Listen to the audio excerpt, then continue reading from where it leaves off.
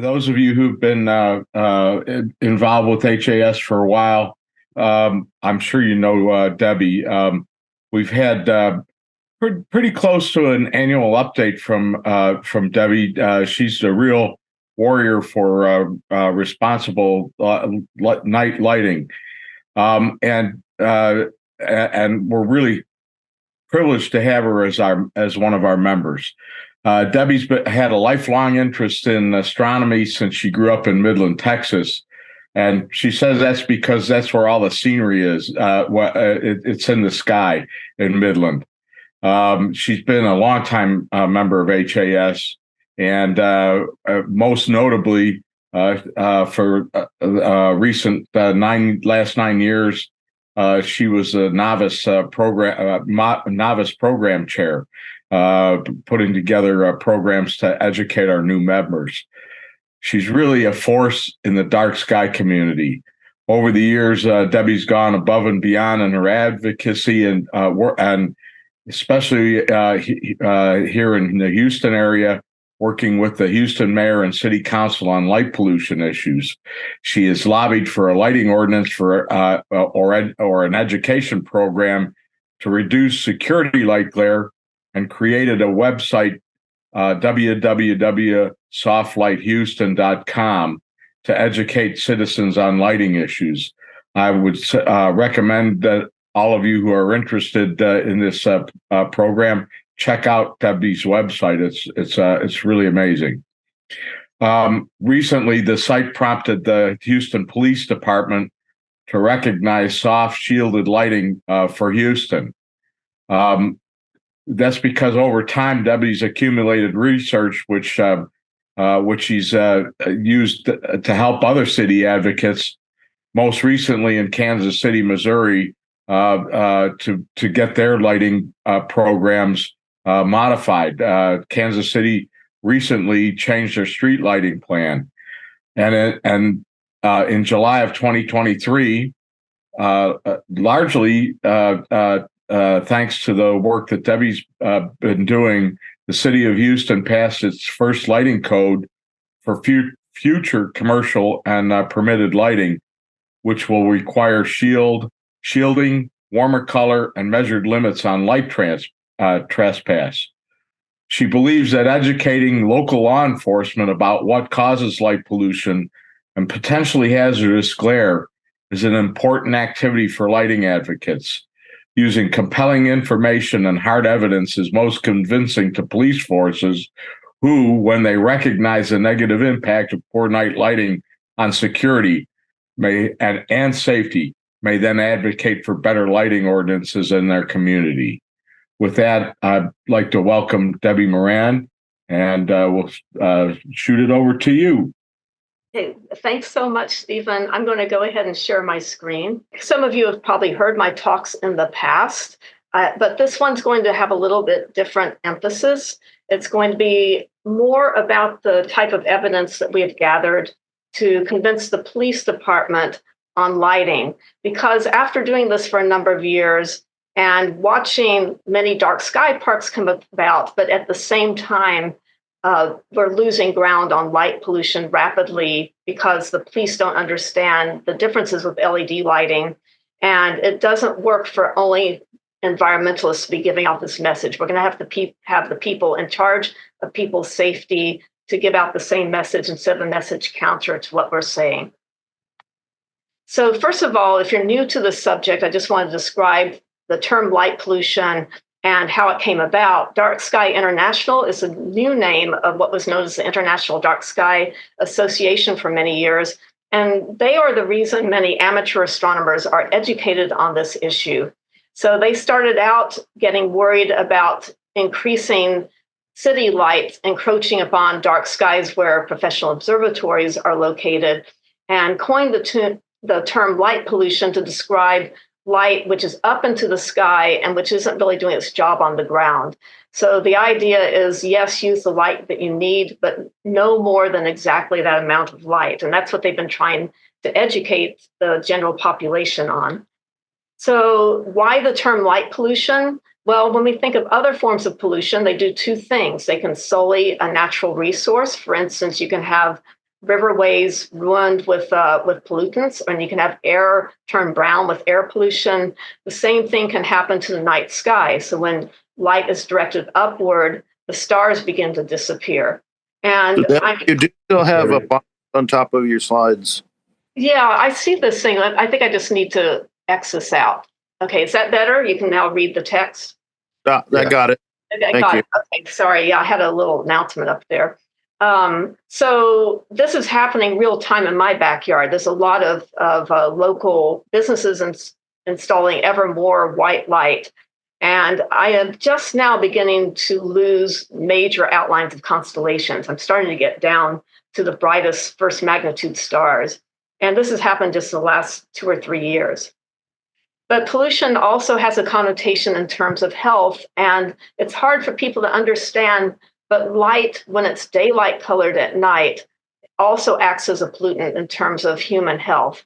So the mechanism is that it suppresses the melatonin that our bodies would normally make at night, and that in turn causes poorer sleep quality, and that in turn causes a number of physical ills: obesity, diabetes, poor cardiovascular health. They're now starting to worry about Alzheimer's.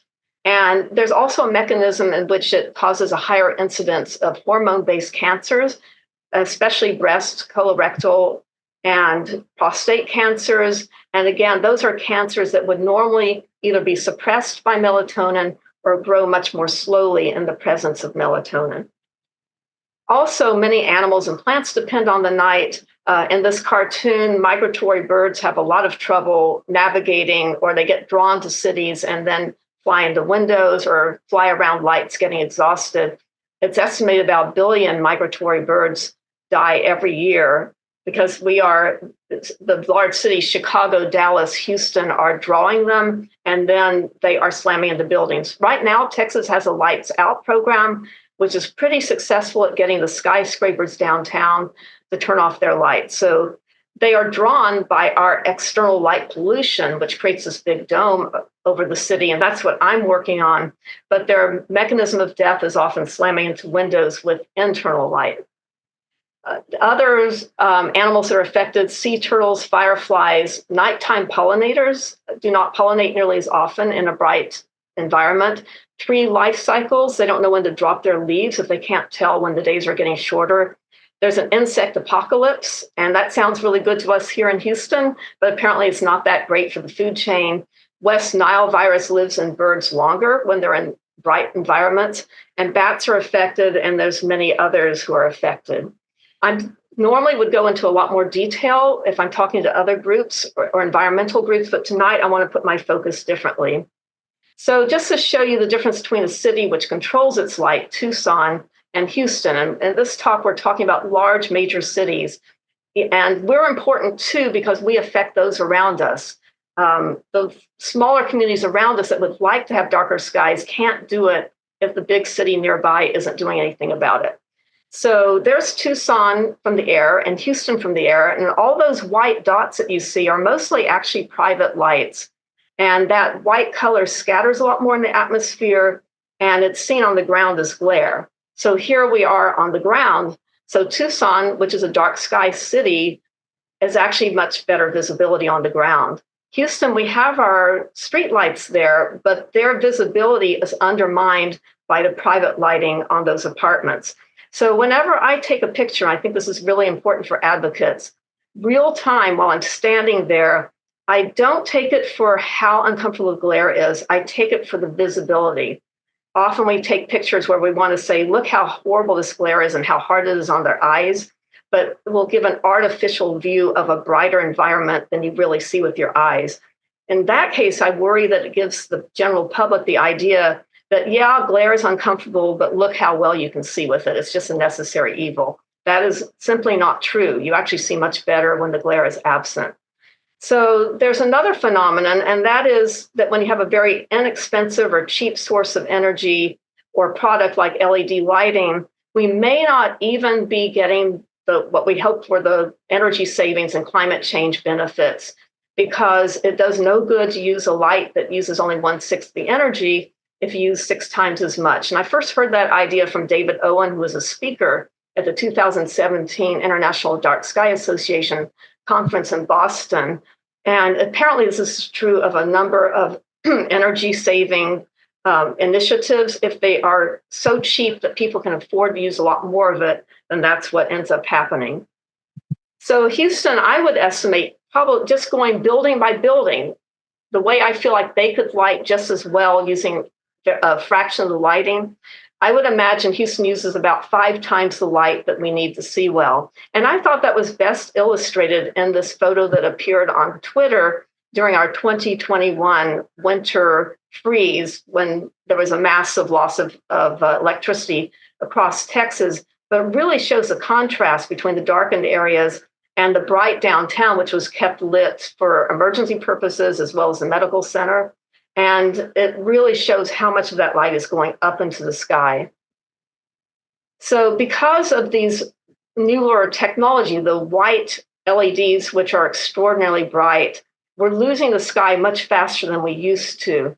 So recent ground-based measurements have found that we're losing the sky at about 10% a year. And if this is something that you're interested in participating in, it is called Globe at Night, and it depends on star counts from your backyard that you compare to charts which Globe at Night provides you. This is a better measure than satellites because satellites are designed to see well, and in order to do that, they actually filter out blue light. So they only see the yellow light. So satellites were estimating that we were losing the sky at about 2% a year, but they weren't seeing the huge proliferation of white LED lighting. On the ground, we do see that effect. And now it's been measured in a 10-year study using thousands of volunteers as about 10% a year. So my question, I started to ask, why is this? And I realized that most advocates, in my opinion, are not getting at the root cause. And that is that people are only hearing this message from environmentalists. This is from a meeting we had with the Museum Park Super Neighborhood, which is a neighborhood very close to our museum district. And I found out accidentally, because there was finally an article written, they contacted me, that we are like-minded and both wanted a lighting ordinance in Houston. They are very much bothered by some of the white light in the medical center and the museum district. So they invited me to speak, but before I spoke, a policeman gave a security report. And here I am about to talk about lighting, and this is what he says. And I just want to make a comment. It's wonderful. The more lighting we can add to an area, the safer an area is, because criminals don't like lighting. They like to be able to sneak up on you in the dark or get closer to you in the shadows, and then you walk by and you kind of become prey. So the more lighting, the better. Only downside to lighting, people need to have curtains or something because nobody wants to have it like bright as day inside the front of their house. But overall, lighting is definitely safer for everyone. So I tried to figure out how do we combat this message. So when I speak to the general public, I start out often with this video, which is from one of my favorite Hitchcock movies. I think some of you have seen this before, but it's pivotal scene. I'm sorry if you haven't seen the movie. This is the climactic scene, but it really illustrates the problem that bright light does not always help you see better. And in this case, Jimmy Stewart's character in a wheelchair is confronted by a murderer. He has witnessed his murder through his back friend, window. the girl, could have turned me in. Why didn't she? What is it you want? A lot of money? I don't have any money. Say something. Say something. Tell me what you want. Can you get me that ring back? No, Tell her to bring it back. I can't. The police have it by now.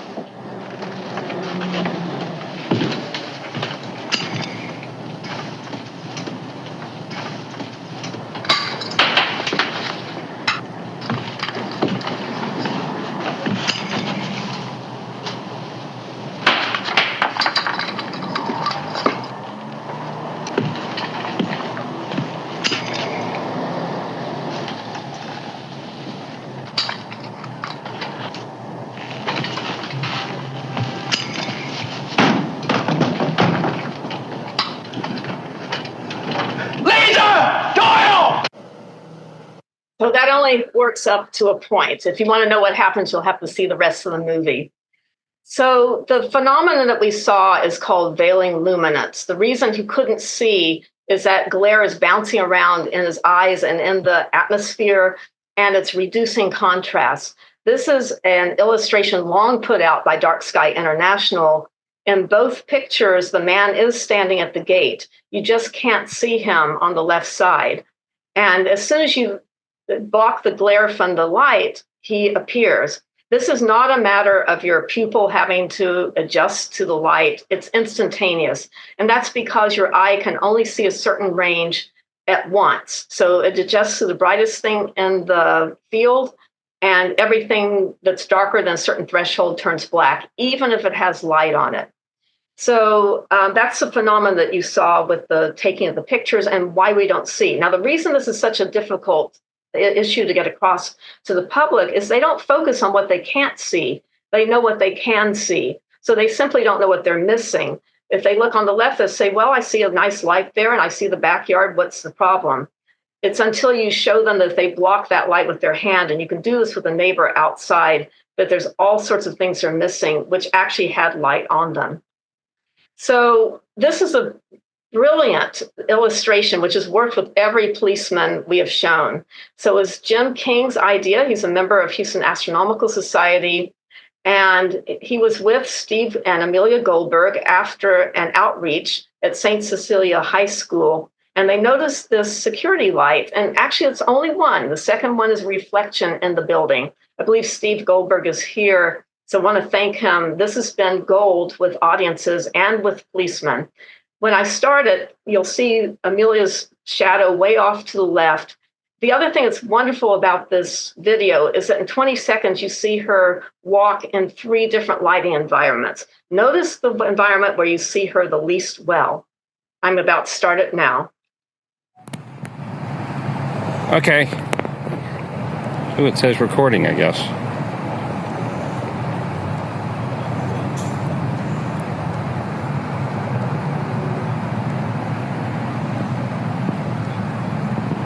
That is a huge difference in visibility in my book. So for that reason, some of the more recent guidance on lighting for pedestrians, before in the past, they used to say you must light the pedestrian positively at all times, but that requires an enormous number of poles, more than most cities are willing to pay for. That would mean that you're always seeing the pedestrian lit and there's no glare at all. So a lot of cities were compromising. Well, let's use fewer poles, but let's make sure we're really spreading the light out. But when they tried to do that, a lot of that light was going into the viewer's eyes. Now they're saying maybe you don't want to go for absolutely perfect uniformity. You see the person when they're a silhouette, and you see them when they're positively lit. What you don't see them is when they're in glare.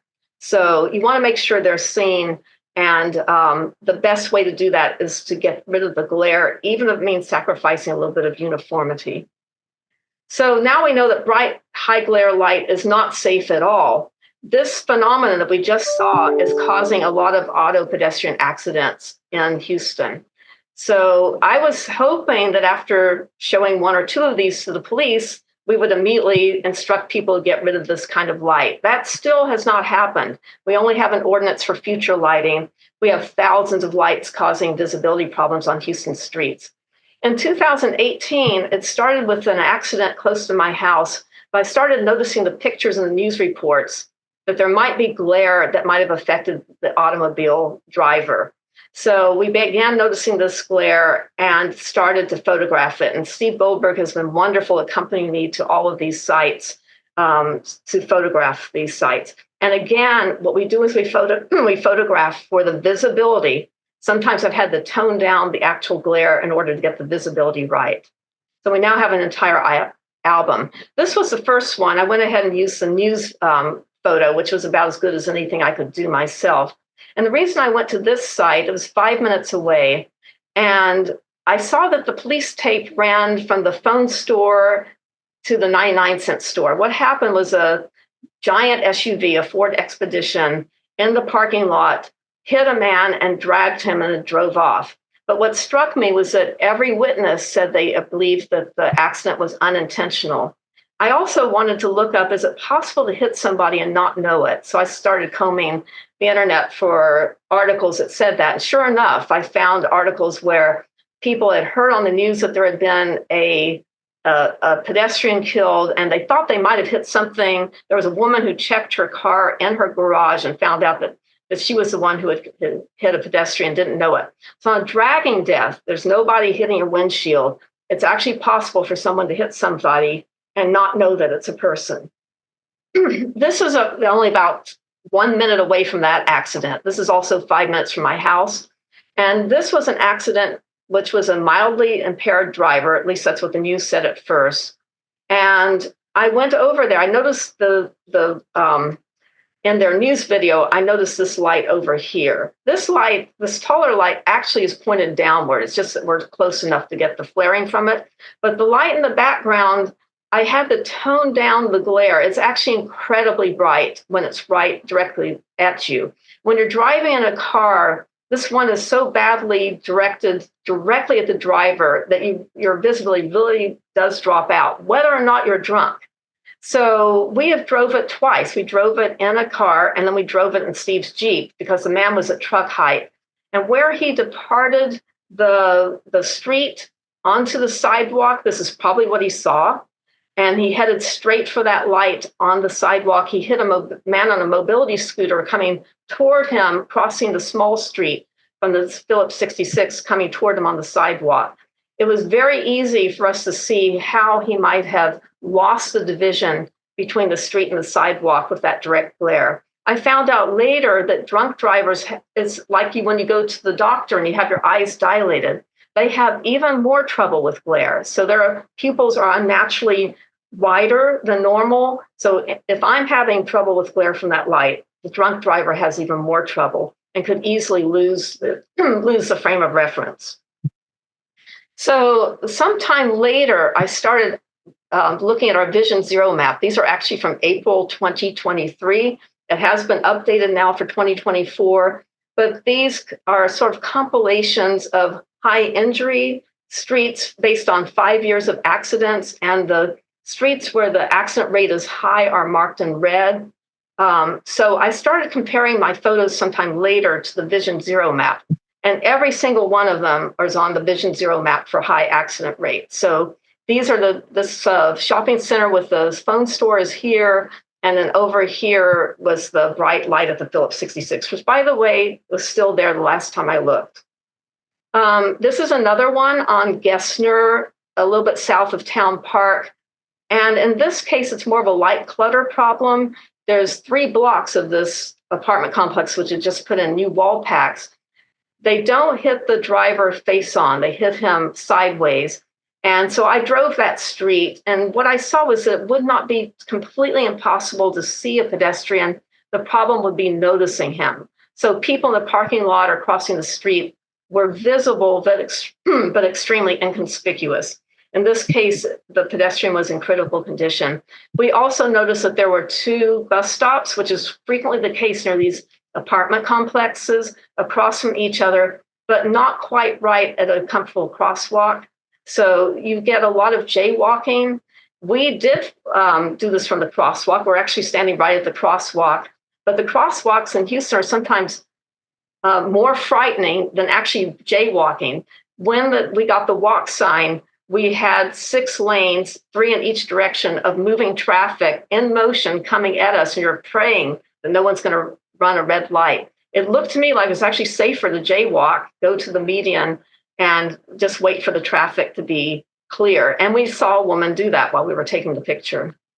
So here is that site, and the dark burgundy means auto pedestrian accident. This is the those apartment complexes run right along here. This was near my parents in September 2022. I knew this intersection. It's quite close to them. I had gone down Westheimer a number of times. I thought, well, I don't really remember like extremely large blobby direct floodlights. I just remember a generally bright lighting environment where there's generally poor visibility. So I went over there, and in this case, it was one of the more horrific accidents. It was a 1 mile dragging death at 5:15 in the morning. And the person drove off. So I don't know whether he had the green light, the red light, drunk, not drunk. What we do know, though, is that it was a 64-year-old man on a walker, and he was coming from the left side of the crosswalk. It is possible to see the right side, which is where he was hit.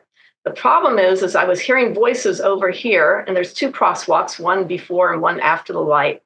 And you can't see, this is actually a little bit generous in the visibility. You cannot see the people. So if I looked really hard, I could see them.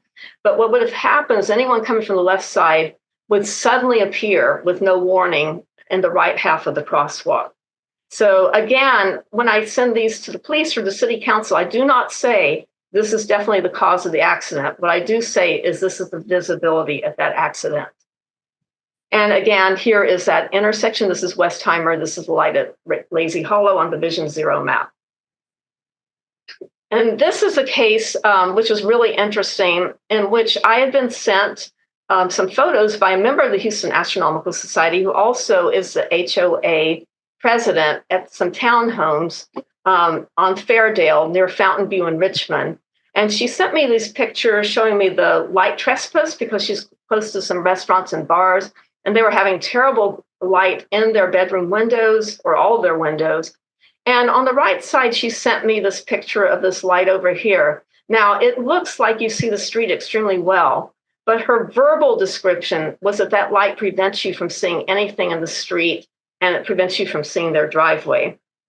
This is the picture she showed what the light looks on like in windows. On the left side, many blinds are actually closed. Many of these low-income apartments only have many blinds, and you get an enormous amount of light in your windows unless you go with something really heavy duty to block it out. So again, I want to show you the pictures that she sent me. Again, and this is what I see too many advocates do. Look how disturbing the glare is, but the recipient gets the message, look how great the visibility is. We don't want to do that. Much more accurate was probably the picture from the news. And then I doctored it a little bit. This is probably actually what they saw. I think the CNN photo is much more accurate in what the visibility was at that time. This is the description Jennifer gave me. Her testimony was so compelling in front of that policeman who heard our talk. I'd like to have her give you the description. So let me find that spot and start this, and then. And I just want to make a comment. It's wonderful. The more lighting we can add to an area. Okay. It looks like daylight out there. And so, yes, so we did have a major accident that was covered nationwide. 3 valets were killed as a driver was speeding down the street. But in that first picture of the street, you could see that there was a really bright light from one of these clubs that's shining down the street. Again, as we had talked about earlier, it's just pointing straight. It's not even trying to light anything. It's just they tried to get the most powerful light that they could, not realizing that it creates major blind spots. And so this driver was coming. And when you're driving, anybody, even when I'm coming home from work, I cannot see anybody in the street. So I have to drive very carefully. But if you're not from this area, you wouldn't know that. And so tragically, 3 valets were killed. And there's a lot that, of course, surrounds that accident. But all of us in this neighborhood truly believe nobody probably even saw the valets because of that light. But not only does that light create a blind spot as you're driving, it also creates a blind spot at the front of our property. So we have a lot of neighbors that walk their dogs, and a group of people could be hiding and you would have no idea that they're there because the light is so strong and blinding that it creates these major dark pockets. So in that case, we would hope after all of these accidents that someone would do something about the lighting. Nothing's been done so far about existing lighting, even with we've been sending an accident after accident. So this is new pedestrian lighting that was planned by Houston Public Works. This is at Memorial and Eldridge. It doesn't look too bad when you're right at the intersection. It's not terribly attractive, but you can see. However, it's irregularly spaced, and there's a group of lights irregularly spaced at all four intersections. And this is what it looks like when you're approaching the intersection. So it wasn't until we went back to take the picture that we even noticed that there was a bus stops. There's actually two of them across the street from each other. Directly across the street from this one is a CVS. Behind this one is a strip center. If you go to the crosswalk to cross, you've got 3 lanes of traffic each way, both roads, people turning right and left. I'm afraid that there's a good chance people would jaywalk here. And this area is right after you go around the curve. This is what the driver would see. Only a quarter mile north are these lights similarly designed. I'm sure they're a lot more expensive because of their design. But the point is that any light that's warm and pointed downward is a much clearer light for the driver to see pedestrians. This is my near miss. So this is at Beechnut and Bissonnet, and this car text was the same one I showed you before, but from a different angle. Our poster child for glare, I'd have to actually hold up my hand to block the light. But I was glad to see that after a while, it turned off most of its lights, or only 5 on. But this one on the left was pointed down Beechnut, and that is all it took for me to have a near miss coming back from my parents. The only reason I didn't hit the person was because I'm attuned to glare. I already knew that there are times I have to go below the speed limit to not outdrive my visibility. And then I had to brake pretty aggressively not to hit someone who ran in front of me. So I wanted to know why he was crossing at that point, and I went back during the daytime. And what I found was a side street. I'm standing at the side street directly opposite a bus stop. It's just a sign over here. And so sure enough, while I'm taking the picture, a man crosses at exactly that spot. That one light did not block out the whole street. It was only about 50 feet of it, but it's that 50 feet. So I found out later that on the Vision Zero map, it was the exact center of an X. And that business plus the one next to it, which also had a lot of high glare lights, another used truck business was right next to it. They were just pointing lights everywhere. It's a shame because across the street from them actually was quite good lighting, but they were just blasting that whole intersection. The good thing is that more recently, they changed their lighting. It's not warm, and I got worried. I saw these big lights going on there, but they're very faint. You can look directly at the white LEDs and see individual LEDs. And this is what it looks like now. One day I came back and it's like, oh my gosh, I can now see why the part of the street where that guy parked. Now that has lasted for a few months. Now, unfortunately, an apartment complex about a block from it or a half block has now added their own bright white lights. So once again, it's getting hard to see pedestrians. A little bit like whack-a-mole here in Houston. This is what we consider lighting that would completely solve the problem. And there's only one example. There are several that use warm lighted pointed downward, but this is the one I feel has the whole 9 yards. It's a single Denny's. No other Denny's looks like this that I found in West Houston, 12405 Westheimer. And it's beautiful. I was going to another auto pedestrian accident site, and I was like, what is that beautiful golden glow? So I came back with Steve Goldberg to take pictures. This is his picture. And what we found is that if you look directly up at the LEDs, they look a lot like the picture at the right, even directly under them from all angles. You could look directly at them. The building's also softly lit. And this could solve a lot of the auto pedestrian accident problem, at least when it's caused by visibility problems. And then I got a gift from the Vision Zero map. It turned out that this business was exactly midway in a half-mile gap on Westheimer that goes about 2 miles on each side of High Injury Road, and it was in the gap. Unfortunately, I just looked, this map has been upgraded, and now, unfortunately, this piece of Westheimer has also been filled in. So Westheimer, in general, is a very high accident street, both for auto accidents and auto pedestrian accidents.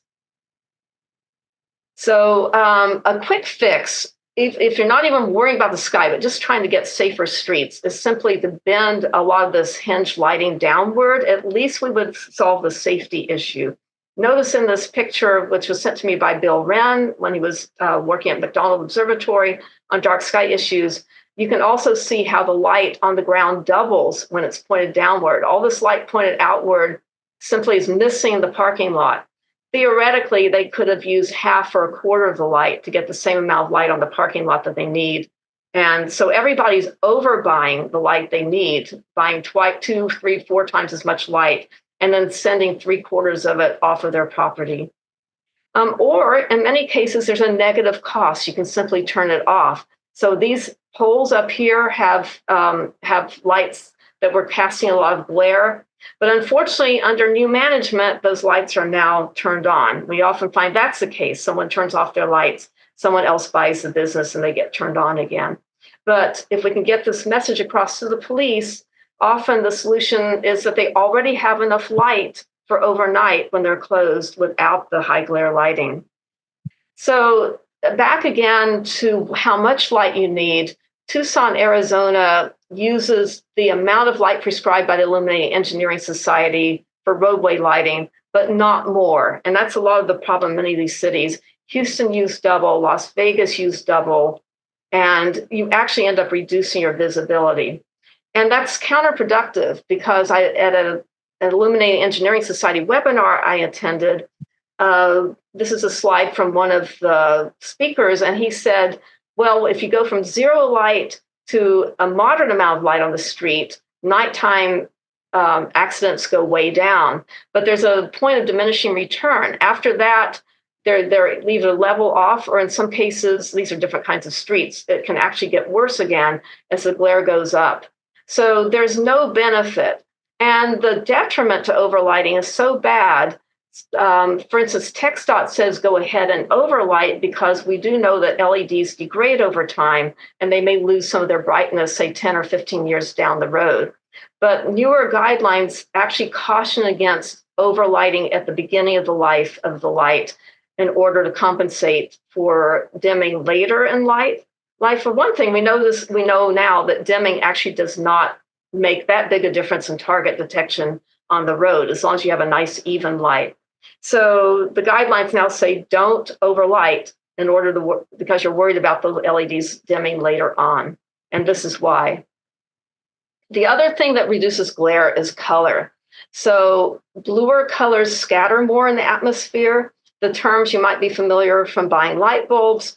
2700K is this familiar soft white light bulb color. 2200K is an amber color, more similar to our older high pressure sodium street lights.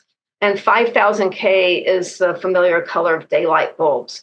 And if I show you this next picture, this is the problem. So you can literally see how the bluer light scatters. All of these bulbs are the same wattage, but notice which ones are more comfortable to look at, especially when you multiply them by thousands of lights in a big city. Which ones do you want to be staring at? And there's another thing that I don't think too many advocates know that came up in Chapter 2 of RP 818, which Chris Monrad, the lighting engineer who lit the city of Tucson, urged me to buy. And he said they're no longer pushing the bluer light as the most cost effective. So they used to believe that the bluer light, that both you had the most visibility for the least amount of light, and also that it was the most efficient. You got the most light out of the LEDs with the least amount of wattage. So they were pushing blue light as being best for climate change. So you often had the people who should be concerned about the environment pushing the worst LED lighting because of misinformation.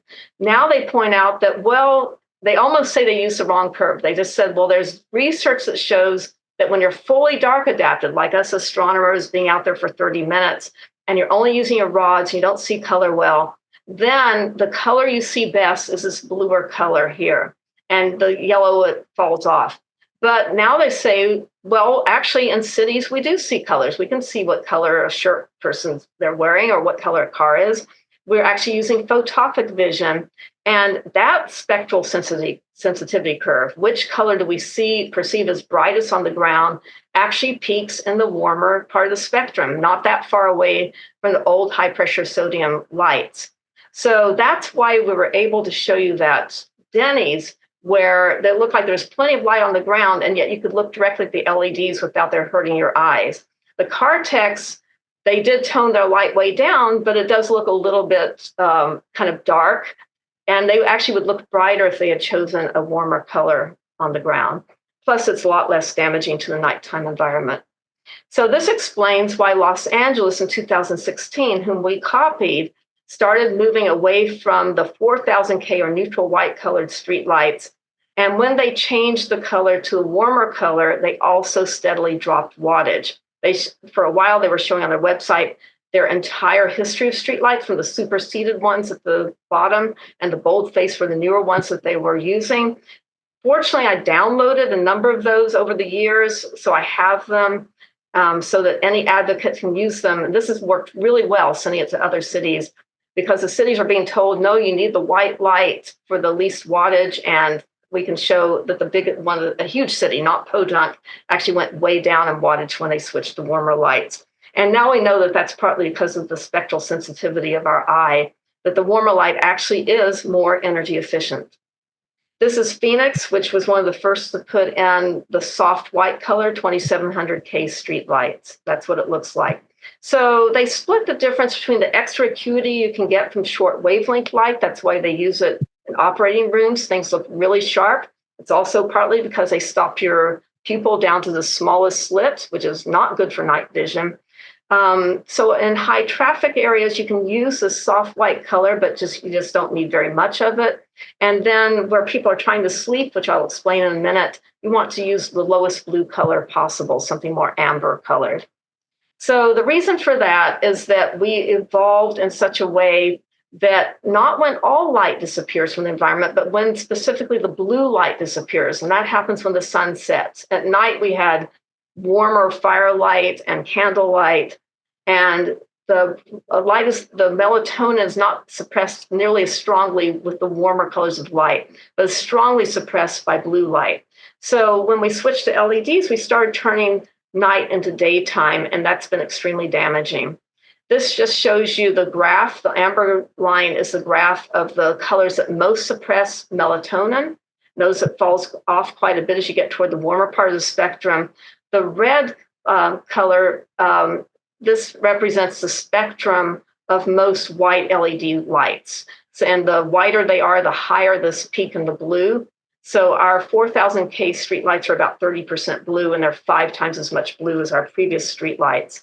So it's very important to block them out of your bedrooms.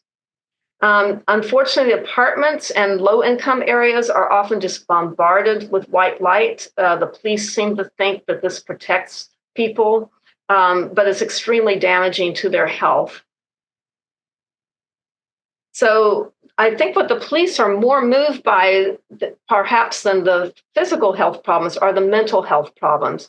What happens when sleep is not quite as continuous? It's a little bit more interrupted, a little bit shorter. Well, I've downloaded a lot of those studies, and we can send those to police departments. There's more juvenile delinquency, mood orders go up. If there's existing mental illnesses, they're often exacerbated with poor sleep. This inhibition goes up. If it's extremely severe for adolescents, sleep deprivation goes down to 5 hours a night. They see a dramatic increase in violence. And there's a policeman's dilemma simulation study. It's not done with policemen, I found out.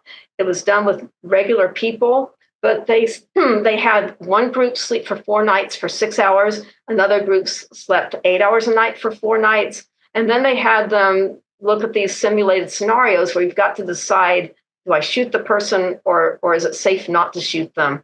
The people who slept 6 hours a night, even knowing that they were sleep deprived and prepared to guard against that, they shot substantially more often than the people who slept the full night. So this one used to be our poster child for a really good, well-lit apartment complex.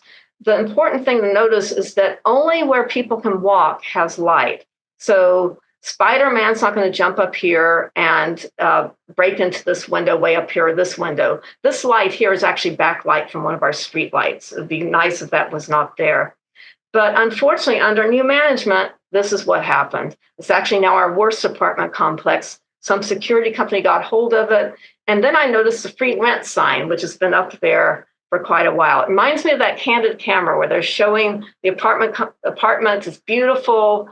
great location. The only problem is it didn't have a bathroom. This is like the apartment complex. It's beautiful. You have a fantastic location. Sleep, why are you worried about sleep? Don't worry about that. The Texas Medical Center has not gotten the memo on white light. Again, I've heard that this was for their security. Just if you go to the hospital there, definitely bring a sleep mask. And the streetlight companies started to develop warmer streetlights as a result. And one of the first was Cree. They're not the only ones to now produce much better streetlights, but they definitely have the best streetlight ad.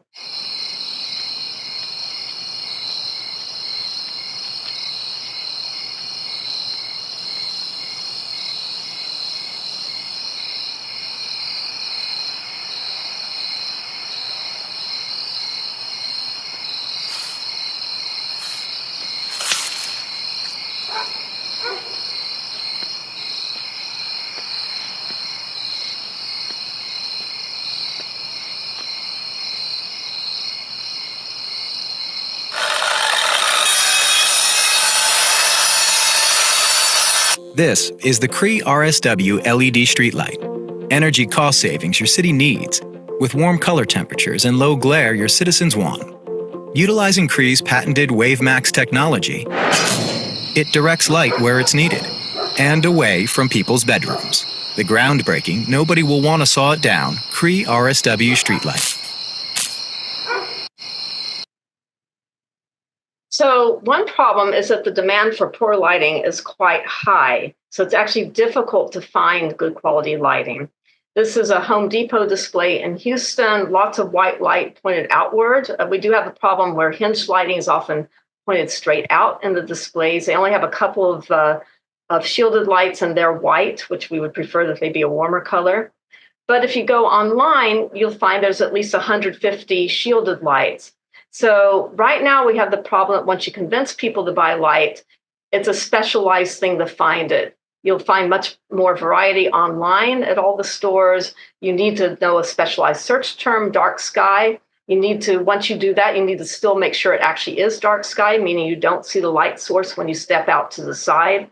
And then if you're looking for color and it has integrated LEDs, you need to know that it needs to be 3000K or hopefully 2700K or below.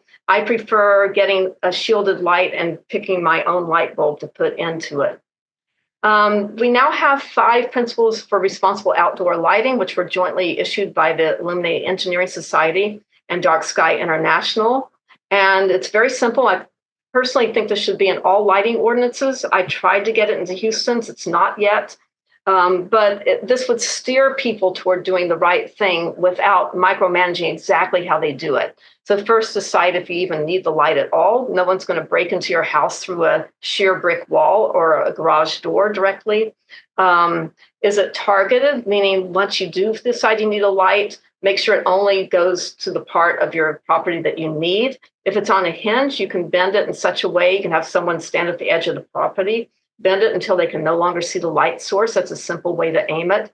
The light levels, this is why I like to get lights where you can choose your own light bulb.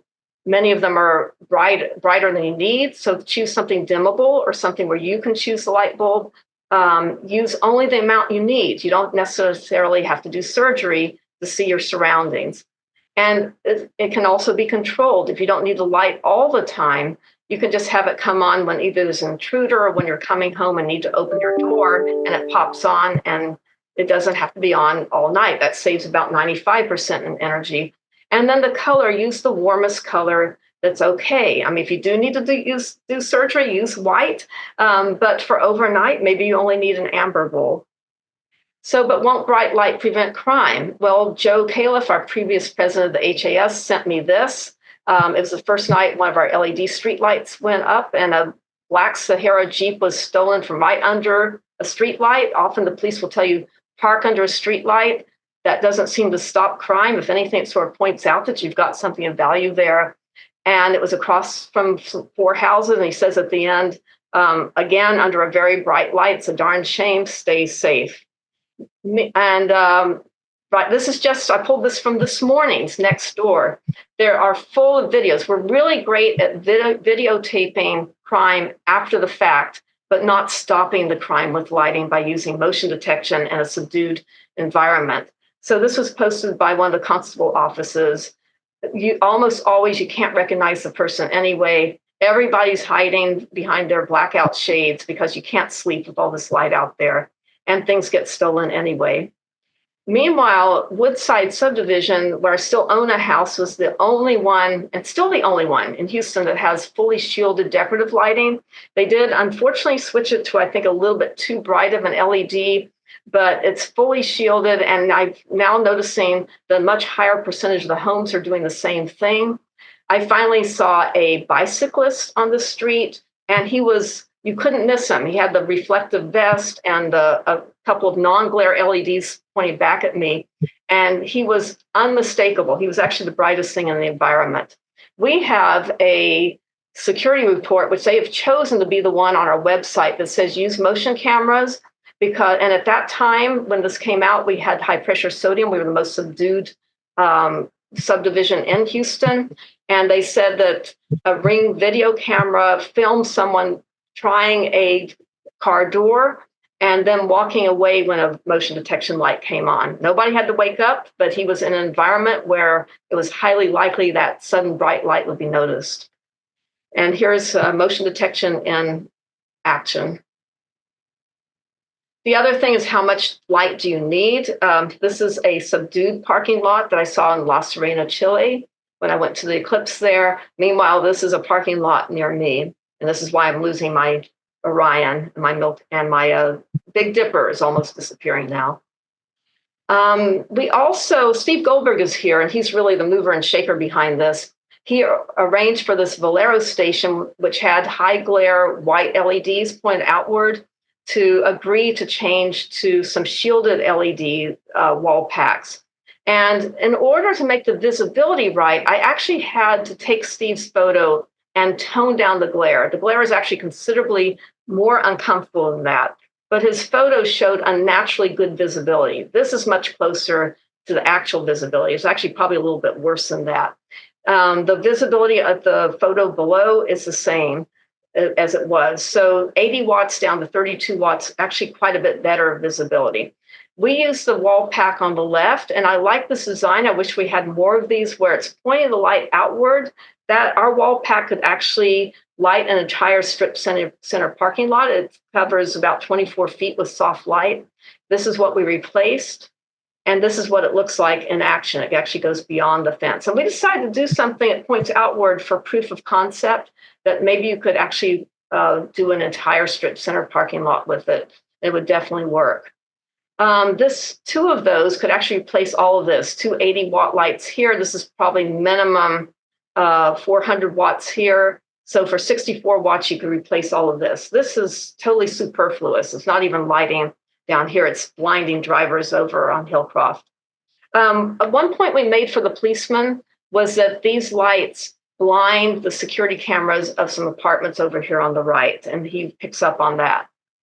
All of the lights the Econo Light made, which are warm and shielded, are discontinued now. And I called the sales rep, and he said, nobody wants them. They all had 5-star reviews on their website that he said everybody's asking for the bright white stuff pointed outward. That's why I feel it's incredibly important to educate the police, because people think the police are telling them to buy all of the glare, and often they are. We did get this sentence a number of years ago put in by our former police chief, Art Acevedo, but it took 9 months and 2 orders. It says non-glare soft lighting and downward shielding is optimal when selecting lighting products to achieve optimal visual results. I had to convince the woman who wrote the sentence, and she said she needs several weeks. It took her several weeks to write it, but we finally got it in. What I found, though, is that even though we've had this sentence for several years, no rank and file police officer I talked to knows anything about this. Aesthetics is my final argument.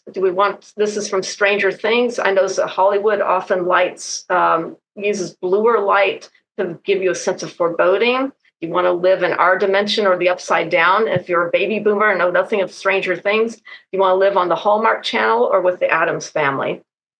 So best for astronomy is amber LEDs. I saw my first amber LEDs in the Sea of New Mexico. But what's interesting is that this scene has a few warm whites over here, actually below eye level. And I'm beginning to think that might be the key to getting public support in public air and nice like restaurant areas and parks. That maybe we need to compromise a little bit, because this is what an entirely amber, this is actually the same lights looking to the left. This is what amber alone looks like. And I'm wondering if we were able to yield a little bit, allow a little bit of white. That's all you need, is just little smatterings of it to make it feel much more friendly to the general public where it's appropriate. Where you're really trying to protect the dark sky, you don't do any of that whiter light at all. This is how little light you need. Our lighting engineers moved to 14-watt, 2700K LEDs, and now they've moved to amber LEDs since then as they become more and more efficient. The other argument for the police is color. They make a big deal about needing to discern colors. With all LED lighting, except for that designed to protect professional observatories or really dark areas, which is very narrow band, even down to amber color, there are broadband LED lights. With any LED light, you can discern colors better than you could with the old high pressure sodium. These may be more appropriate within big cities where the police are making a big deal about being able to discern color. So you only need about a color rendering index of 60 to be able to tell that a red is red and a blue is blue and a green is green. So the colors may be a different shade of red, but you can still tell that it's red. This is really interesting. I had a guy who works for Cooper Lighting tell me, well, we have to use the wider light because you can tell the colors better. And then he sent me a brochure. And if you look at all the color temperatures here, all the way from daylight, which is a 5000K, down to amber 2200K, they all have identical color rendering index. So you can make them higher color rendering index, but it's just that it's a different shade of red. All of them down to amber in this line are good enough to tell what color a car is or what color someone's wearing. So this is Cooper Lighting. That same company did some lighting in Pepperell, Massachusetts. They have one of the best streetlight installations. I believe they're Pepperell, Massachusetts, a small town located just northwest of Boston, was considering converting their high-pressure sodium streetlights to LED fixtures. The town is strongly committed to climate change issues and was looking for an opportunity to reduce energy consumption while reducing the effects of light pollution, such as glare, sky glow, and trespass. The town was concerned that replacing their old high-pressure sodium fixtures with LEDs, which typically provide cooler color temperatures, would contribute to more sky glow instead of reducing it. Cooper Lighting Solutions understood the concerns of the town administrator and proposed the StreetWorks Archeon series of products with a 2200K color temperature. The Archeon series, with a 2200K CCT, provides a dark sky certified solution and met the needs of the town of Pepperell's environmentally friendly goals without compromising on the public safety benefits of street lighting. Andrew McLean, the town administrator, had this to say about the project. Pepperell is strongly committed to climate change issues and considered converting to LEDs as an opportunity to reduce energy consumption. We've also declared ourselves a dark sky-friendly community and strive to eliminate unneeded nighttime lighting. This conversion reduces nighttime lighting and glare without compromising the public safety benefits of street lighting.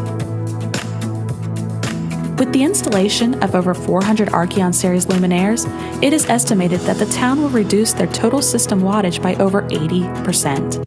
So Houston's only reducing by 50%, and we have worse visibility. And then this has been a little bit more sober talk than I usually give, but if all else fails, show them the video, and this is on my website on the gallery, show them the video of the grasshopper invasion of Las Vegas.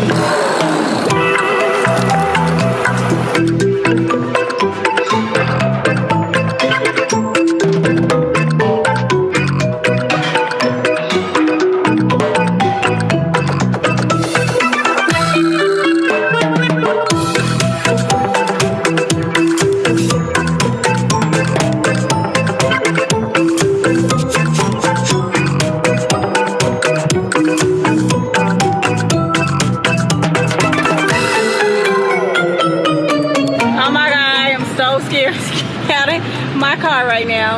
These is like everywhere. They're inside the store. We was down on the strip and it was crazy. Like, it was bad. Like, I can't do it. Like, seriously.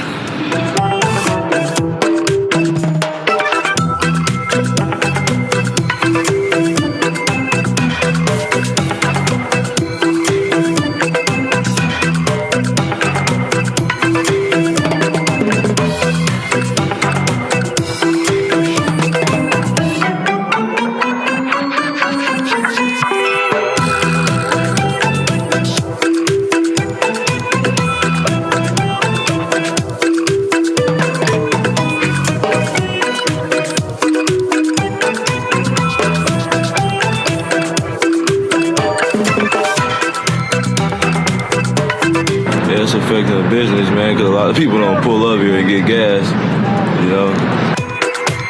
I'm going to stop it there. I wondered at the time whether anybody had actually photographed a white light next to an amber light and see how the grasshoppers behave.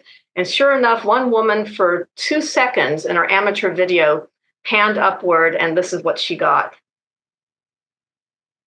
So the other thing that we have, if you only have 1 minute with a policeman, our lamp demonstration is amazing. So the scene is the same in both of these.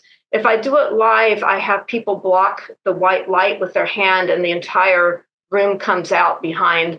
I am tilting the light a little bit toward them on the left, but there's actually not zero light behind it. As soon as they hold up their hand, they can see the scene behind. And that's at full bright. Then I turn it downward, and then I say, who can sleep with that while it's still white? We turn it to the warmest color. This thing has 5 shades of white. And then I start taking it down. There's 7 levels of brightness. So this is the visibility on the right at the very lowest brightness with a warm shielded light versus on the left at the brightest setting with a white light pointed outward. This is wonderful for convincing policemen. Plus, it's something that they could use with the public, and it would just take a minute. Or the 20-second disappearing pedestrian video. It requires 2 action figures, or I found that Happy Meal toys are great. And I explain that away when I'm in front of serious people. The toys also show the color rendition of the lighting. So now let's listen to, let's see if I can get this started at 29 minutes. Let's hear the policeman after our talk. Do this tail end of my comments.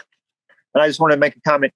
It's wonderful. The more lighting we can add to an area, the safer an area is, because criminals don't like lighting. Okay, that's before.com, and it's purely educational.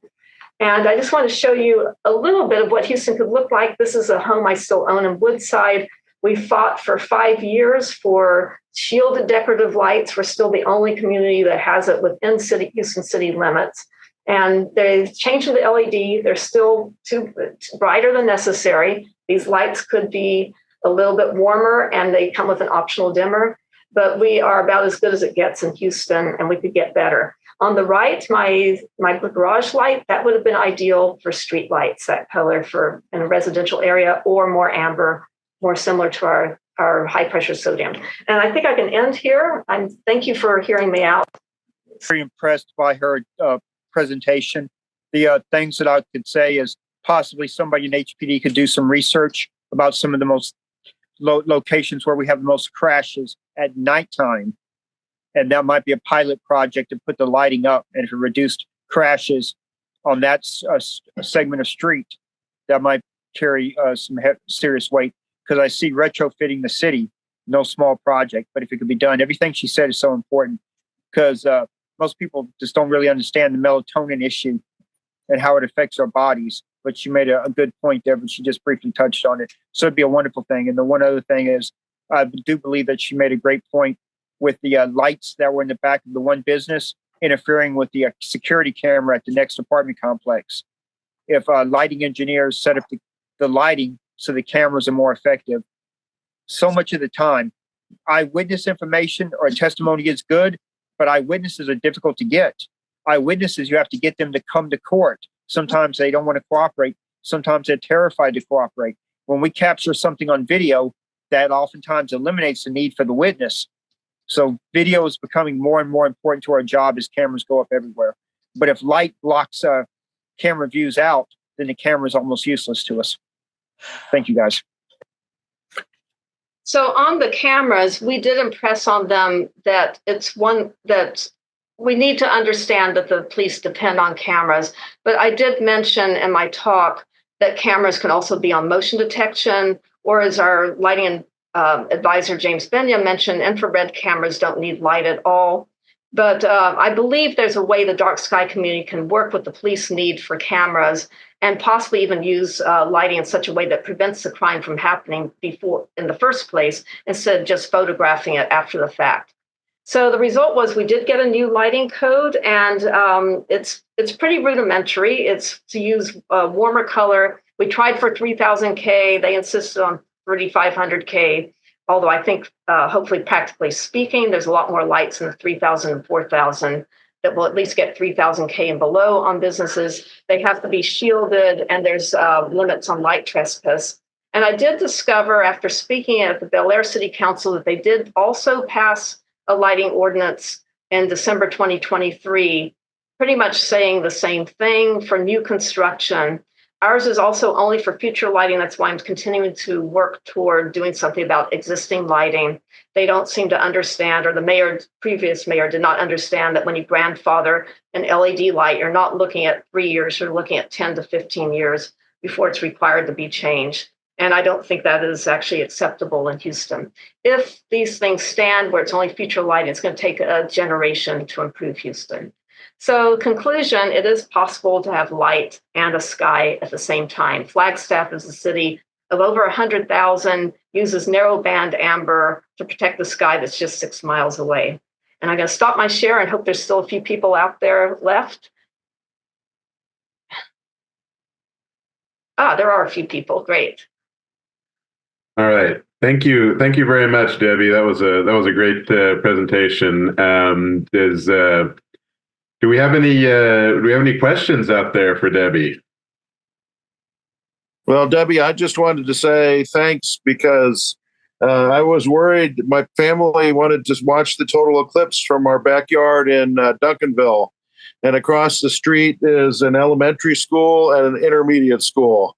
And they both recently, like a year and a half ago, put in these god-awful, super bright security lights that just wrecked the sky from our backyard. And so we directed them at your website. And I said, basically, if you will re-angle your lights and try and make them better so you're not blasting our backyard with your lights, I'll pay for all your kids to have eclipse glasses. And they said, that's not necessary. Actually, we will fix the lights for free. But if you want to give us eclipse glasses, we'll also take them. And so they fixed the lights, and oh God, it made such a difference. Our backyard is dark again. And I got them eclipse glasses, and they decided they were going to lock all the kids in for the eclipse. And then they decided to let them all come out and watch it. So when the totality hit, I got to hear all the kids across the street screaming like maniacs. So that was great. That's terrific. And really, this is a topic where seeing is believing. Cindy Longo Cassidy's here, and she gets to go to these towns and speak at their city councils. Problem is, in Houston, they will not allow us to do a full presentation. We get turned down a lot for doing that. The very few city council members who've heard more of a presentation are immediately in our corner, and they did not want the older lights grandfathered. So we have a new mayor. We're going to continue working on this and try to keep explaining. But if you only have 1 minute, either the lamp demonstration or 20-second disappearing pedestrian video works every time. But I was really surprised. All we had to do is direct them at your website and ask, and they were like, yeah, sure, we'll do that. Well, I did want to mention, I'm going to still keep writing Ruskin Hartley. And even the IDA Texas website, maybe Cindy, you can comment. I haven't been on it recently. But when we have articles about dark sky, and often the websites, there's a lot of focus on pictures of Milky Ways and bad lighting. And then there's maybe diagrams or drawings of good lighting or verbal descriptions. but it's extraordinarily difficult to find a lighting. I think we have to acknowledge LEDs are here to stay. It's really hard to find a photo of good lighting in action. So when I talk to a reporter, I ask them how many pictures they have. I said, if you only have room for one, let me send you a picture of good lighting, because I think that we're missing the most important component in getting people to help us is showing them what good lighting looks like. And the two most successful communities, which are Flagstaff and McDonald Observatory, are very good about showing pictures of good lighting in action. They don't ignore that part of it. I think we have to show them the positive, not how to solve the problem, because everybody needs light at some point. We can tell them it can be off most of the time, but this is what it should look like when it's on. Hey, Debbie, this is Bill. I'll never forget the time that the thing that really got me to understand, not just believe, but understand the difference between good and bad lighting is when you see them, the good and the bad next to each other, instantaneously, the problem and the solution becomes obvious. Yeah, we did that recently. Yeah, with two, we were invited on night walk with Harris County Precinct 4. There were two officers, and there wasn't a lot of good lighting to show them, but I could show them glare toward the truck where everybody's crossing the street to the trucks, to the food trucks. And then if they looked the other way down the street, they could see that it was only the street lights. They could see much better. There wasn't a business focusing glare in their eyes.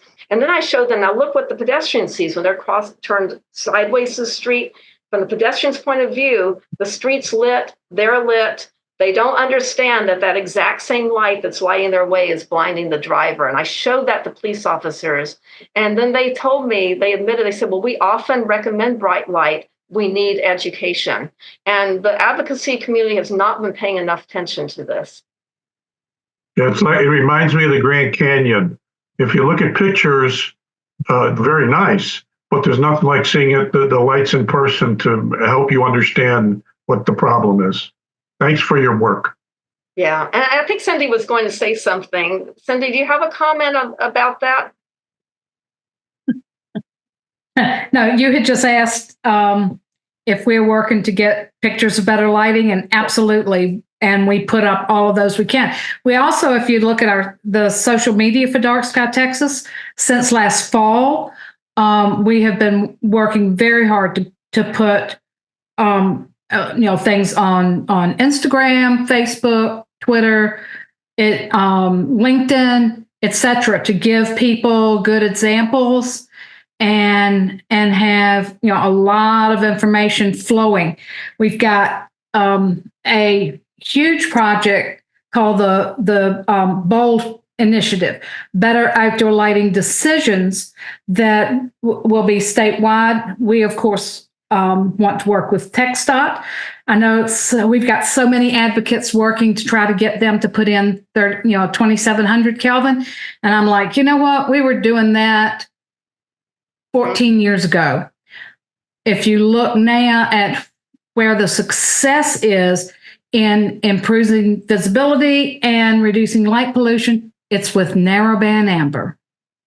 Well, yeah, I'm aware of that. But if you're really trying to preserve a dark sky, you need narrowband amber. I don't even think it's a bad thing for streets. I saw it outside Kennedy Space Center. The visibility was excellent. Visibility is great with it. Yeah. And so what we're trying to do, in fact, several of us spent the afternoon drafting up letters that will go out to try to raise donations in order to run these programs, to be able to have some staff that will go spend time with TxDOT. Because if we could do that on the statewide level, it just makes it so much easier for every advocate in every corner of the state.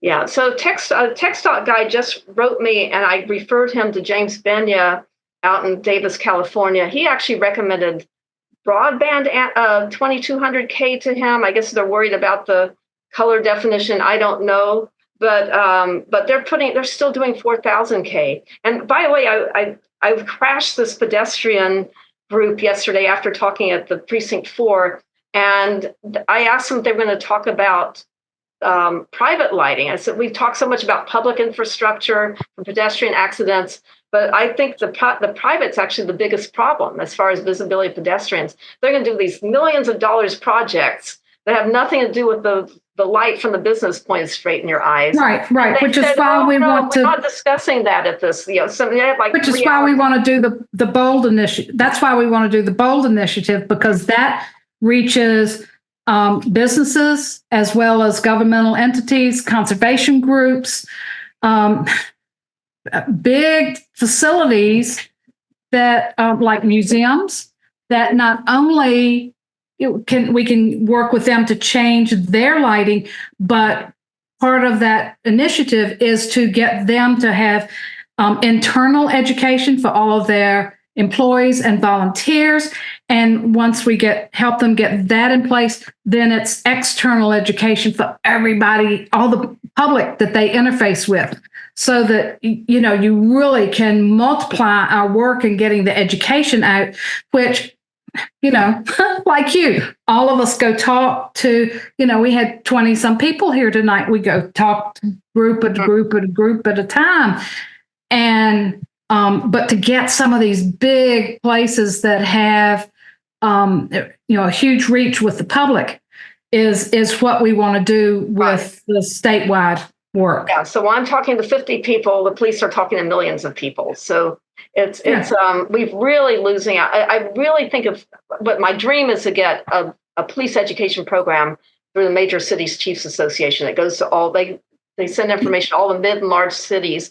And because I've found every policeman I've talked to is completely and if we are successful with this donation drive, then we can have staff that will then, help you and other advocates implement things like that.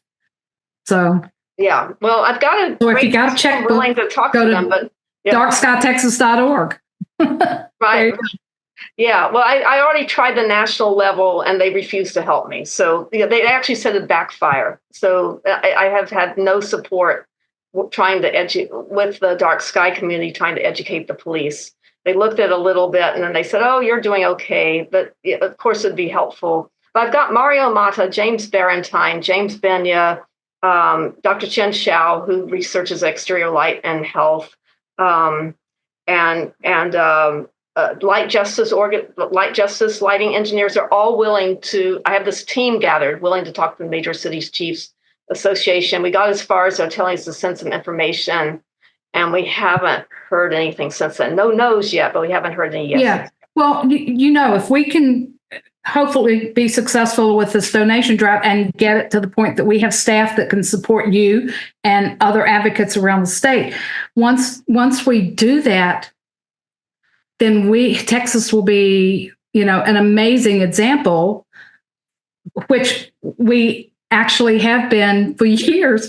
If you go back, so many of the things that have been implemented nationally, we did here in Texas first. No, you've been tremendous in Central Texas and Bill Wren in West Texas. I asked Stephen Hummel. No, we've got, people on our border from every part of Texas. So it's it's not just me. It's people in every part of the state. Right. Well, I did try the national level, and they were not helpful. So staff. But if you guys may be able to be better movers and shakers, that would be great. Yeah. Well, thank you, Debbie. Okay. Thank you. All right. Do we have any other questions? I did see there was one question here in the chat. Somebody mentioned. This is from Charles Cappy. If you want to, I can read it, or if you want to come up to you, either way. All right, I'll go ahead and read it. It says, Debbie, thank you for the invite to the Fed Safety Board. This is well worth the time to continue this very message. Do you see ordinances as the only way to create You're slightly garbled. Sorry. That's better. That's better. Yeah, so so it's Charles from the Pedestrian Safety Board. So just well worth our time. I plan to continue to share your message. Do you see ordinances as the only way to create safety? Engineering is not often done for life. It is usually set by a static specification of how to Well, in Houston, we have an ordinance, but I don't think there's much publicity for it. The paper barely mentioned it. It was part of another set of ordinances. They didn't go into detail what it is. So an ordinance is only as good as the publicity for it. And this is why I really think if the police were saying, now I don't know if they'd go all the way down to the full dark sky advocacy, but I think they would go good enough to where we would dramatically improve the sky, especially in big cities. And I really think that the police are the people. We have to have people who are in charge of people's safety. If they hear one thing from environmentalists, another thing from the police are who they're going to believe. And I feel like that's why we're losing so much ground. We do great in the little small towns where they've got a dark sky to preserve, but the big cities are overwhelming those small towns. And I think they have to hear it from the people in charge of our safety. I have not found them very difficult to convince. They're actually really easy. But it's very hard to get their ear in the first place because of this prejudice that you're trying to attack people's safety.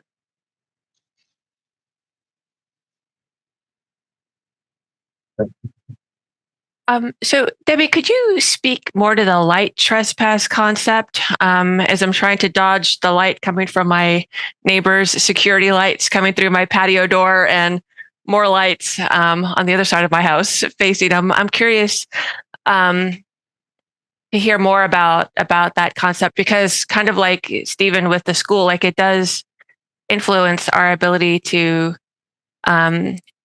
not just live in our own house, because we have to, like, I literally have foil on my kids' windows so they can sleep, but also it affects our ability to just appreciate the night. And, even seeing the moon is kind of hard because we're trying to kind of dodge everybody's light. So if you could speak about that a little bit, I'd be really So the best thing is to show them what good lighting looks like. The other thing is you need to be prepared to have a solution for them. So that's the other problem is people say, oh, I want to get good lighting. Now I can't find it in the store. So you've got to be able to do that too. So I have all of that on my website, I've links to one of the larger vendors online for dark sky lighting, how to identify it, how to choose it for yourself. Unfortunately, there's a lot more online than there is in the stores. Generally, if you show people, that's why I have a gallery. And Cynthia, I used your website before, but then you took it down. When you were selling lighting, it was the best out there. And then I couldn't find anything to replace it. So that's why I made Soft Light Houston. I couldn't get it from the IDA. I asked them for pictures. So I did use your website. The green earth lighting was great. It took us a while to move some of that to darkskytexas.org, but it's there now. Well, and I have to hear it. Just to interrupt, I have to say that optics in an astronomy group, that's kind of a funny word, but like how things look matters, and having something come from a site that's called Soft Lights versus Dark Sky Texas has a little bit different of an impact, I think, when people hear or receive a link. Even, Soft Light Houston is a little bit, I don't want to say threatening, but I'll say threatening to people because you're not asking for people to sit in the dark, which I'm afraid that some people, if they're kind of ready to be judgmental, if they see something that says dark sky, they might kind of like shut off, right? But if you say soft light, you're not saying you can't have light. You're just saying, can we have softer light? And so, yeah, I appreciate that very much. The other thing is I actually feel, as an artist, I actually think it's also very important to have examples of aesthetically pleasing light. And I remember when the Dark Sky International first started, some of the lighting they showed was very utilitarian. I was like, oh my gosh, the public is just never going to go for this. Having it be aesthetically beautiful is important, I think, for getting people to comply. And the other thing is for safety, I stress interior light. I actually turn off all of my exterior lights.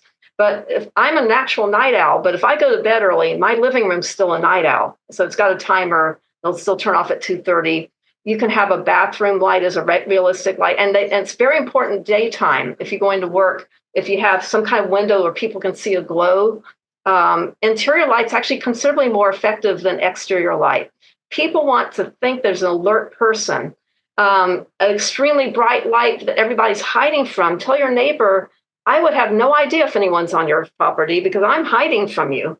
If you have a soft light, I can now have normal window coverings, and you could use. You do have to be careful with motion detection. Make sure it's not set where every raccoon sets it off. That would be terrible. But if it's really the occasion where an intruder comes, that's noticeable. I mean, that person who walked away from the car door didn't necessarily know for sure that someone was looking at him. He knew he was in a subdued lighting environment where there was suddenly a bright light, and it was highly likely somebody would notice. And you might make that point to them. Interior light is more important than exterior light. And a change of light. I'd like to talk about visibility, that say we're on board with you on visibility, but a change of light might be more visible than an always on bright light that everybody's hiding from. If they're worried about video cameras, the Ring floodlight cam has, unfortunately, their shields are getting less angle than they used to be, but they had angled shields, and it has a motion detection capability. So you still get the picture of the person. You just don't have the light on 24/7, and you might prevent them from doing something because we also told the school across the street that we couldn't see if someone was causing vandalism at the school because all we see from the school is just blasting bright light, and that if they angled it down, then my sister in that house could see if someone was attacking the school very easily. Yeah, I like to use the term visibility. In fact, last time I spoke, I said we're all on the same page on visibility, but this is what we think is more visible. And that visibility is not the same thing as amount of light. I think that's the way I like to put it to people. And visibility can be total darkness to a sudden light coming on when there's an intruder. And then aesthetics. That's why I'm really careful on my page to try to have aesthetically beautiful light.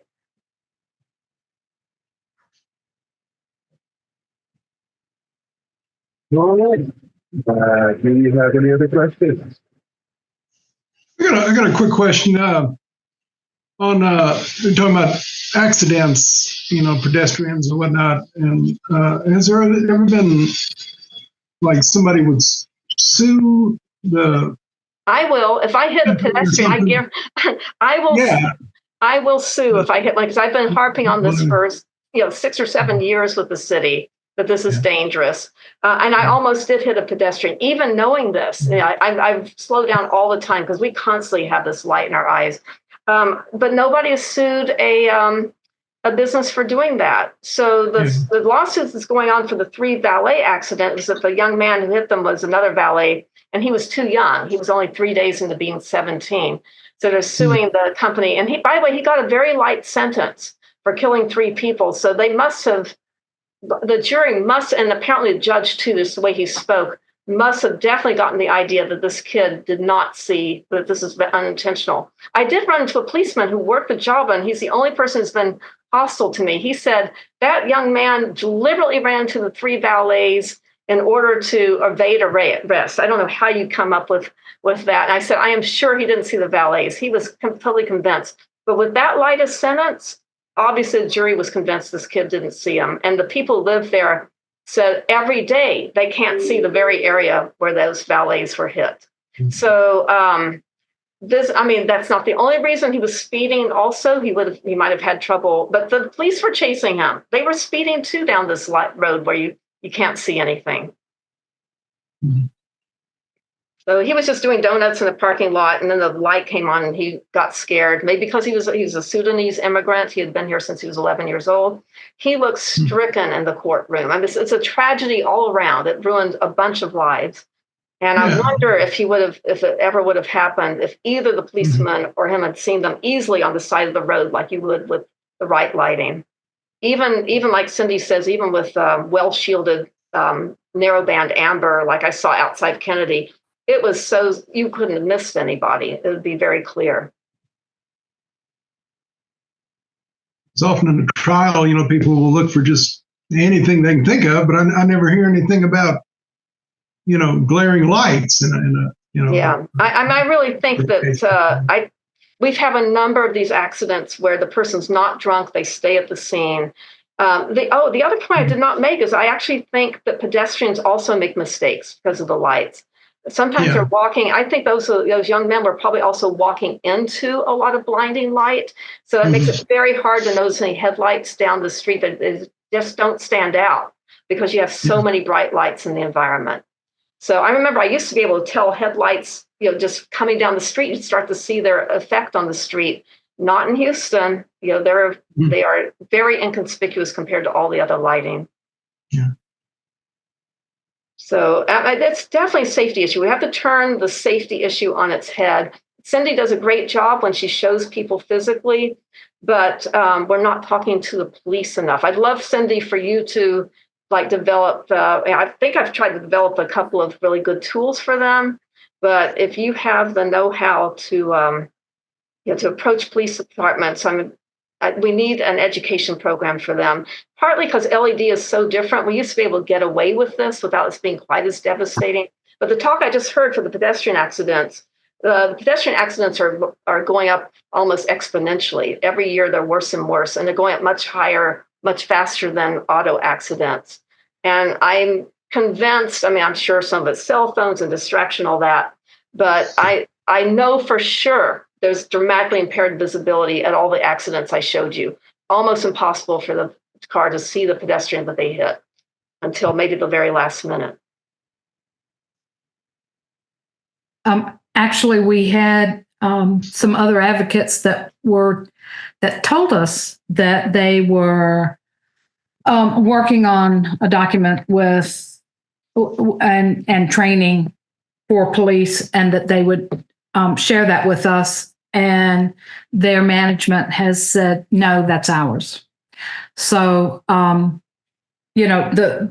data that you've gathered, I think, again, we've just got so much work to do that, if we can use that, have get to the point that we have staff that can help you, facilitate that work, to enhance it, to take it statewide.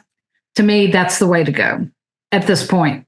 Since we have been denied the other work that was being done with the sheriff's departments. Yeah, I don't know if anybody else except maybe Dr. Mario Mata. By the way, the advocate I worked with in Kansas City told me she went to one near her house. She said it was exactly like I said. Then I found an article at that time that said it was one of their most dangerous streets for pedestrians in all of Kansas City. And she said there was a bright light facing the. And there's another one we haven't even gone to. There's a Girl Scout who lives out there. Her mother said her jaw dropped when I mentioned that we might come out there to photograph. She said, I just saw a near miss. By the time we had a Zoom meeting the next week, she had seen another near miss. And then the other intersection on Highway 6, she saw another near miss. So we're definitely going to go out.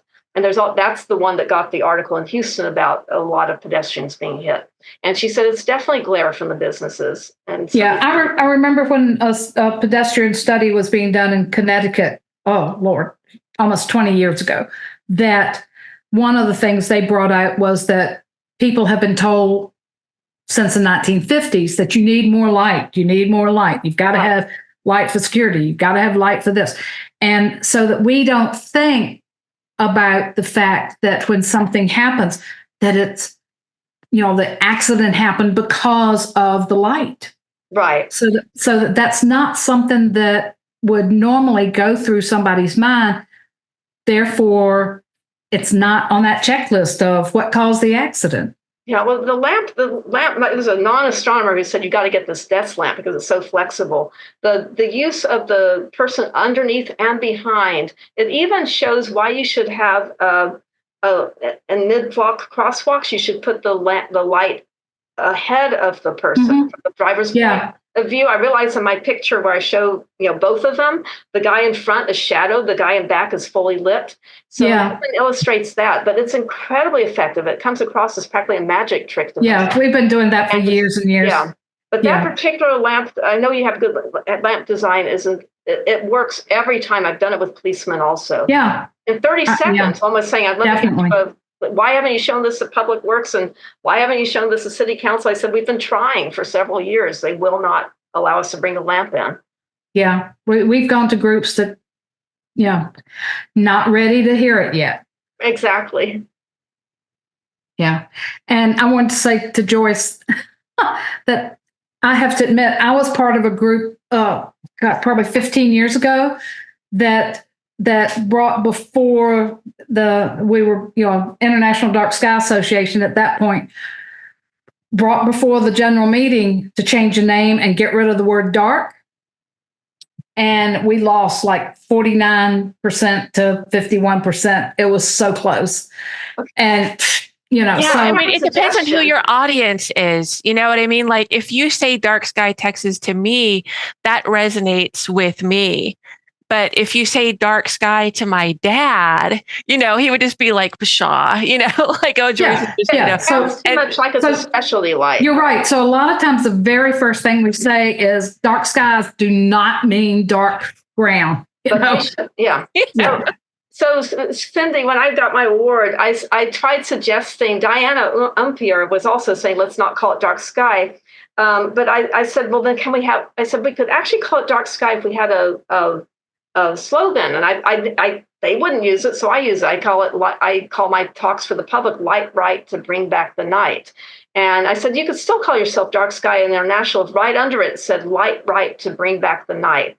So you're right. That was the name. Oh my God! And you know what she told me? She said it sounds too Wiccan.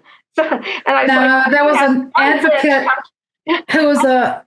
Oh Lord, I hate getting so old. I have to say, I use that with all my talks. I haven't had one witch or warlock come to my Light Right to Bring Back the Night talk. Yeah, no, there was an advocate up in New England who was a 30-year lighting designer at that point, and that was the name of the PowerPoint that he shared with everybody on when we used to have a whole,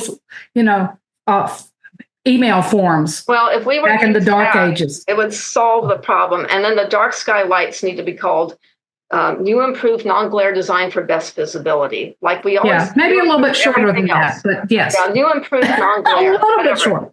Yeah. But the Home Depot person said she agreed with me. She said, she said we don't have them on the shelves because they don't sell. And she completely agreed with me. If we call them non-glare, for improved visibility, that would make all the difference.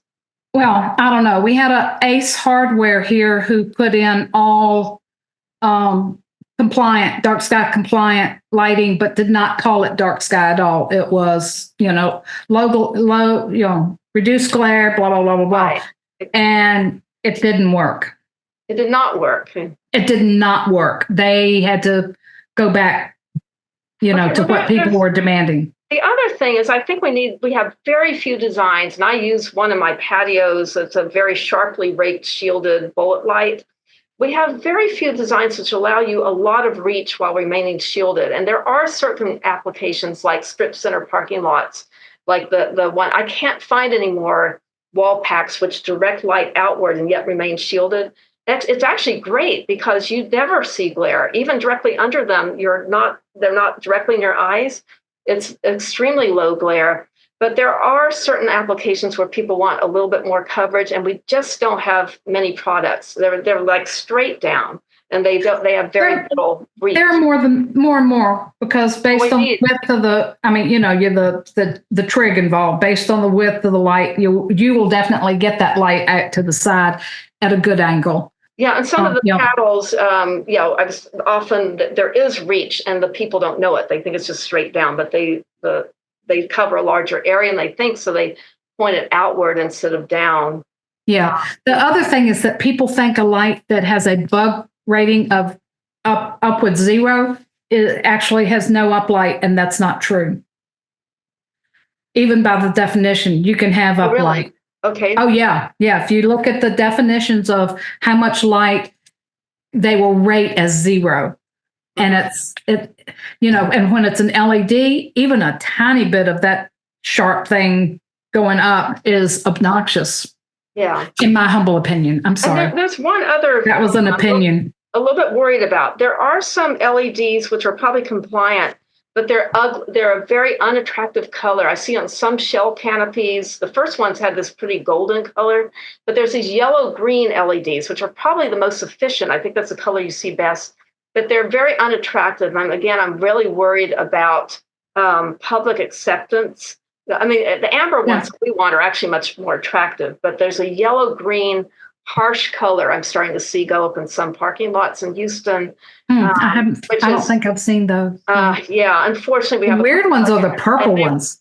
Well, yeah, that's delamination, but right. Well, part of that is, and part of it, they were there was a company that was starting to put out lights in that range because they said, oh, everybody's complaining about the blue, let's do purple. And it's like, no. That still is causing issues with all the living things out there. Yeah, I think the purple is the coating's coming off and that the default is purple. And on some they're actually they were defective.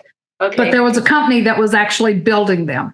Okay, I knew there was some people thought blue light was soothing or reduced behavior. Yeah, they were like, okay, if you guys don't want blue, hey, let's market this. Yeah. But we also had the problem of many lights failing. I just remember hearing that talk, and I think it was 2007, probably at Space Fest. It's got to be. But Tim Hunter said, we're afraid that LED's coming and that the cities are going to adopt LED streetlights before the warmer technology is well developed, meaning that they put out less light per watt for a long time. Yeah. Now we know about the spectral sensitivity of the eye. That doesn't matter. Back when they were less efficient, Davis, California went way down. They reduced wattage 30% because they were overlighting before. So I like to talk about, there are too many articles that say that we are trying to get rid of the advantages of LED. I like to talk about doubling down or even tripling down on the energy savings. Too many press articles make it sound like, well, this is a trade-off. We'll have the dark skies, but we don't get all the advantages of LED lighting. And it's actually, if you do it right, you get more of the advantages of LED lighting. And I see too much of the press not saying that. Right. Yeah, I was helping somebody find an LED narrowband amber today that to make a recommendation for some lights that they were working with a company on, and they're there, and they're LED, they're very efficient. And they are narrowband amber. God, I can't say that tonight. Narrowband amber. Yeah, and our there was a narrowband amber version of our street light in Woodside. That particular, I was not living there at the time. I kept writing the leadership, be sure to go warmer if they go for LED. Yeah. And they went with what center point wanted, the full brightness, no dimmers, the full bright 3000K. So they are too bright. People started getting worried, bothered in their houses with the backlight was worse. But it was wonderful when it was narrowband, high pressure sodium. That our subdivision was beautiful.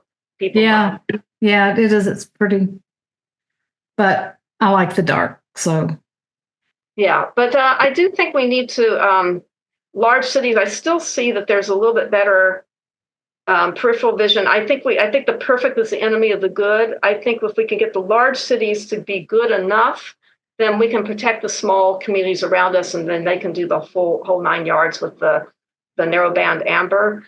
We have too much pushback on the need for peripheral vision, and I think a lot of the problem was that the old lights were not full cutoff. But people don't understand how much more clarity you get simply from doing full cutoff, from hiding the bulb.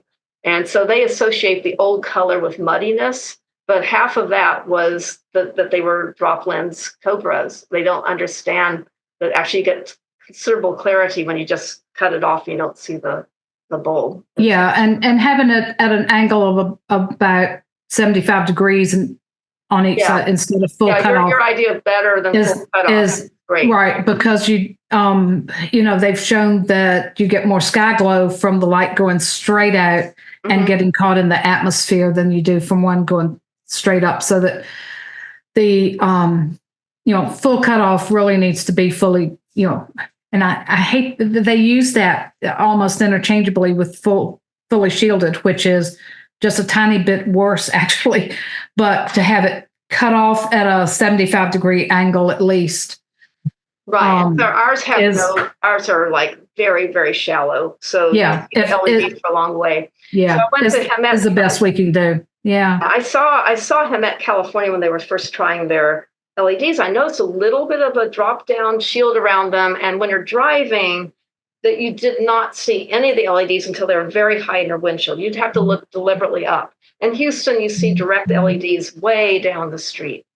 So we don't have the best, even though we're starting to move toward warmer color, we don't have good design yet. And I think that this is one of those planned obsolescence things.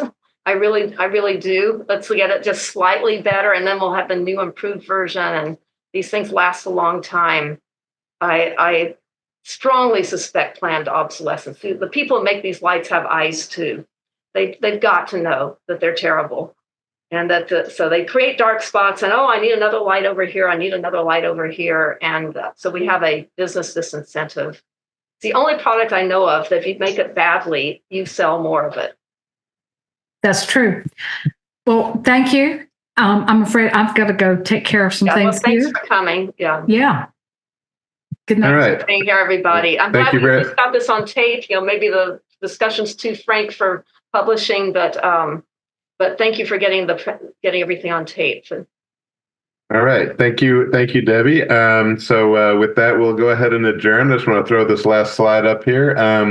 Next month's meetings, the novice meeting will be on June 6th and general meeting on June 7th. You can visit us at astronomyhouston.org for all the details, and be sure to visit us on all the social media, as you can see all of our details here. This tonight's presentation itself should be up on our YouTube channel soon. And you can also check out a lot of our past presentations there as well. So with that, I will say, everybody, clear skies and good night. Good night.